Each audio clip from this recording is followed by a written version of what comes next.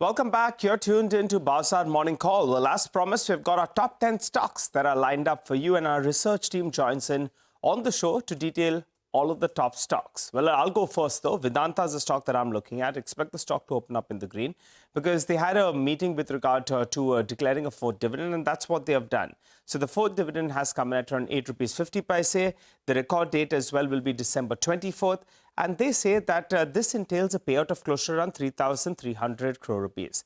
Out of this, the promoter is the biggest beneficiary because they get close to around 1,874 crore rupees. Majority of the funds will be used, most of the money that they've already raised actually for FY25 has secured the promoter entity, which is Vedanta Resources.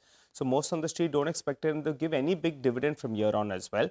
But if you look at it, in FY25 so far, they have declared 43 rupees 50 paise. To just put into context, at the start of this calendar year, the stock price was around 260 rupees. They've given 43 rupees 50 paise.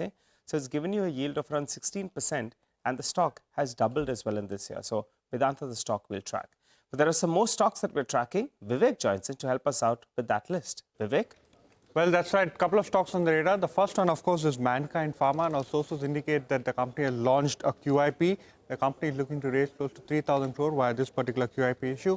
The indicative issue price for the QIP fundraise is at 2,520 rupees a share, indicating that there will be an equity dilution of close to 2.9% of the post-issue share capital. Now, what is it that the company is raising funds for? We understand that it will be for debt repayment. Remember, the company had taken on debt to go ahead and fund the acquisition. As far as Bharat Serums and vaccine acquisition is concerned, the company also had intimated to us earlier that they would be looking to do a QIP of close to 3,000 crore rupees to go ahead and extinguish certain amount of debt that taken for this particular acquisition. Now, the other stock on the radar will be Mindspace. A very large block deal is indicated in trade today. Adia, which holds almost 9.2% of the total equity of Mindspace REIT. It's under the name of Platinum Illumination. So 9.2% of total equity. So it's a clean out trade. Equity worth almost 1,900 crore rupees, and the offer price is at 350 rupees a unit, a significant discount to yesterday's close. But it's a clean out trade. So watch out for Mindspace REIT as well. Almost 9.2% of total equity is expected to change hands today. Okay, all right. Thanks a lot for that, Vivek. Well, let's hop across to Abhishek. He had alerted us earlier that Gravita could be looking to raise some money. And that's bang on. Abhishek, morning. Tell us about Gravita and HCC. Well, Nigel, last week we did mention that, Gravita would be launching QIP very soon and on Monday, and that's exactly what has happened. So CNBC-TV18 News Break has been confirmed. Sources say that, Gravita India has launched QIP. They have now in the morning scaled up the QIP size to 1,000 crore from 750 crore that they had initially launched yesterday. Indicative price is about 2,096 per share. We did mention that the price would be around 2,100 per share. Discount is about 6% to yesterday's closing price and 5% to SEBI floor price. Equity dilution would be around 6.9%, and the BRLM to the issue is Motilal Oswal as well as Kotak Mahindra Capital. There is lockup. The company has a lock-in of 90 days while the promoters have a lock-in of 30 days. The fundraising purpose is repay the outstanding borrowing, working capital requirement and general corporate purpose. Now, HCC, sources tell CNBC TV18 that HCC has launched a QIP. The base issue size is about 400 crore, which can be upsized to about 600 crore based on the demand that they get. Issue price is around 43 per share, which is at a massive discount of 8.5% to yesterday's closing price and 5% to SEBI floor price. BRLM or the book running lead managers to this issue is Motilal Oswal as well as Elara Capital. Back to you. Thanks a lot for that, Abhishek. Well, let's hop across back to Vivek. He's here to tell us about GMR reports. Vivek? Well, good morning. So GMR report has gone ahead and given out the operational data as far as the month of November is concerned. It's traffic as well as passenger data. So passenger traffic for the month of November is up almost 14% on a year-on-year basis, 5% increase on a month-on-month basis, coming in at 1.12 crores.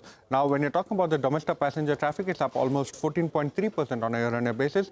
And when you're talking about the aircraft movement, it's up 8% on a year-on-year basis, but on a month-on-month basis, it's moderated. So it's down 3% on a month-on-month basis to 69,540 aircraft that has been handled. I expect some green as far as GMR airports is concerned. Okay, all right. Thanks a lot for that, Vivek. Well, we'll get to Rima in just a bit, but she's here she's tracking a couple of stocks. One is Wipro and the other one is Indus Towers. Rima, over to you. Tell us about both these two names. So let me start with Wipro, where the company has made a small acquisition. So they're spending close to about $40 million to acquire a company called Applied Value Tech. Now, the size is not material. It's not going to impact the financials. The company has said that it will, close by December of 2024, and it will augment their existing application service capabilities and help drive new business opportunities. The stock you should watch perhaps is Industars, because they've got a favorable verdict from the income tax appellate tribunal, and this will result in a reduction of 3,500 crore of contingent liabilities. So that's a positive. So on account of tax changes, the contingent liability of Industars comes down by 3,500 crore rupees, Nigel. Okay, all right, Rima, thanks a lot for that. Well, so those are all the top stocks that we're looking at, but we got a couple of more. Vinny joins us to help us out with HPCL and Texmaco Rail. Morning, Vinny. Good morning. So yes, keeping an eye out on both these stocks. I'm expecting them to open in the green today. Now first, HPCL.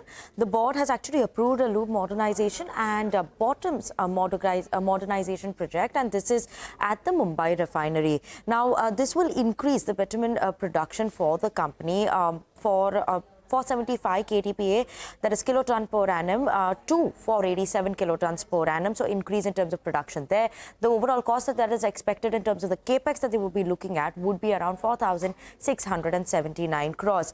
In terms of completion, mechanical completion is expected within 36 months, as well as 3 months for commissioning of this as well. And this is going to be from the date the board has approved this capex plan. So yes, keeping an eye out on the next 3 years for the company. Other than that, Texmaco Rail also is in focus. The company has secured a new order that is coming in from the Chhattisgarh State Power Transmission Company.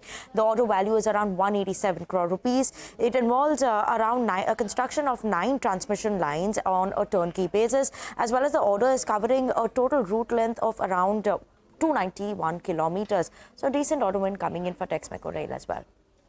Thank you very much for that. Let's do a quick recap then of the top stocks on CNBC-TV18's board. Stocks with positive news flow are Vedanta, Gravita India, Wipro, Industars, GMR Airports, HPCL, Texmaco Rail. Stocks with negative news flow are Mankind Pharma, Mindspace REIT and HCC. Moving on now to Manisha to get a complete roundup of all the action from the commodity markets overnight. Manisha. Well, thank you for that. I'll start with the crude oil prices, and we have seen a bit of a decline in the Asian markets right now, and that is on the back of weak global demand. The China economic data adds to uncertainty, and then the markets also are looking at expectations of oversupply in 2025. There is a bit of a pressure that also comes in for metals today. Copper has seen a decline for a 4th straight day. Aluminum is trading at a 1-month lows. We've seen sharp declines, by the way, come in for steel and iron ore yet again today. And the coal futures are now trading at April lows. So, well, we clearly are heading to the year end, and we are looking at winding down of many of these commodities. But the major focus clearly would be on the U.S. Fed meeting. Well, that starts today. We will hear an announcement tomorrow, the last one for this month. And while there is a 93% probability of a 25 basis point rate cut, but the markets clearly would be focusing on the outlook of policy for 2025. The next couple of days are going to be important. Thanks a lot for that, Manisha. Well, for the time being, though, we'll slip into a short break. Up next, we'll connect with Amnish Agarwal, Head of Research at Prabhudas Lilladher. He'll help us out with some fundamental analysis. Don't go anywhere.